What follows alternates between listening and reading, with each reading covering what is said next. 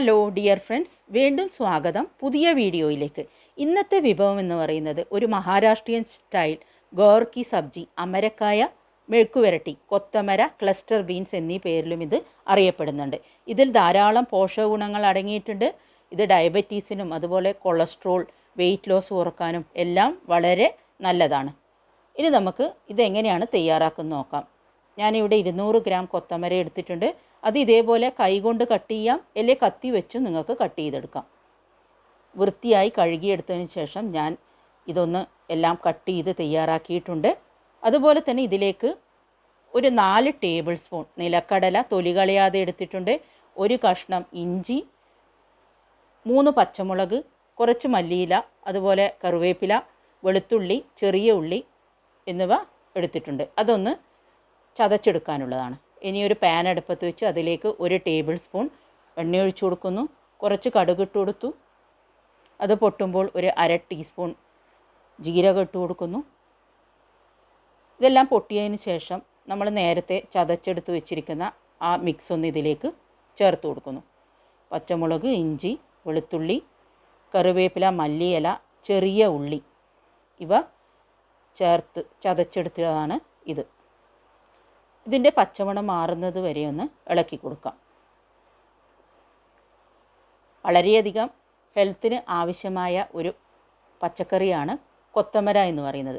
ഇതിലേക്ക് ഒരു 1/2 ടീസ്പൂൺ മഞ്ഞൾപ്പൊടി, 1 ടീസ്പൂൺ മുളക് പൊടി, 2 ടീസ്പൂൺ മല്ലിപ്പൊടി ഇവ ചേർത്ത് കൊടുത്തൊന്ന് നമുക്കൊന്ന് ഇളക്കിയെടുക്കാം. മസാലയുടെ പച്ചമണം മാറുന്നത് വരെ ഒന്ന് ഇളക്കി കൊടുക്കാം. ഇതിലേക്ക് നമ്മൾ തയ്യാറാക്കി വെച്ചിരിക്കുന്ന കൊത്തമര ചേർത്ത് കൊടുത്ത് മസാലയിലേക്കൊന്ന് എല്ലാം ഇളക്കി കൊടുക്കാം.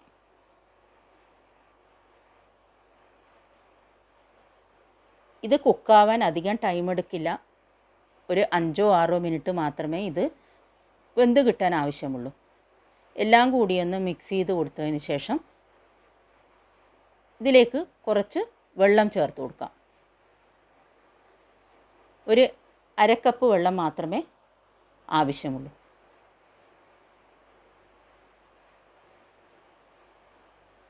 ഇതിലേക്ക് കുറച്ച് ഉപ്പ് കൂടി ചേർത്ത് കൊടുക്കാം. ആവശ്യത്തിന് പാകത്തിന് ഉപ്പ് കൂടി നമുക്ക് ചേർത്ത് കൊടുക്കാം. ഇത് 5-6 മിനിറ്റ് ഒന്ന് അടച്ചു വെച്ച് വേവിക്കാം. ഇപ്പോൾ ഒരു 5-6 മിനിറ്റ് കഴിഞ്ഞിട്ടുണ്ട്. നമ്മുടെ കൊത്തമര ഏകദേശം വെന്തിട്ടുണ്ട്.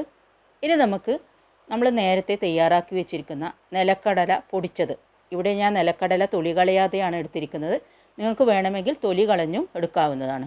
ഇതിലും ധാരാളം പോഷക ഗുണങ്ങളുണ്ട്. ഹാർട്ടിനും BP നിയന്ത്രിക്കാനും എല്ലാം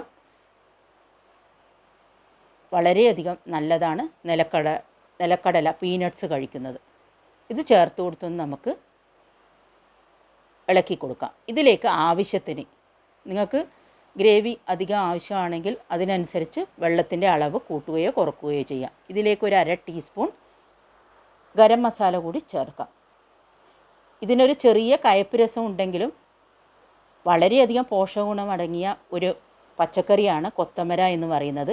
എല്ലാവരും വീട്ടിൽ ട്രൈ ചെയ്ത് നോക്കണം. ഇത് ചപ്പാത്തി, ചോറ്, റൊട്ടി, അതുപോലെ തന്നെ പൂരി ഇവയുടെ കൂടെ വളരെയധികം മേച്ചാണ്. വീഡിയോ കാണുന്നവർ ഇതുവരെ സബ്സ്ക്രൈബ് ചെയ്യാത്തവരും ഉണ്ടെങ്കിൽ ചെയ്യണം, സപ്പോർട്ട് ചെയ്യണം.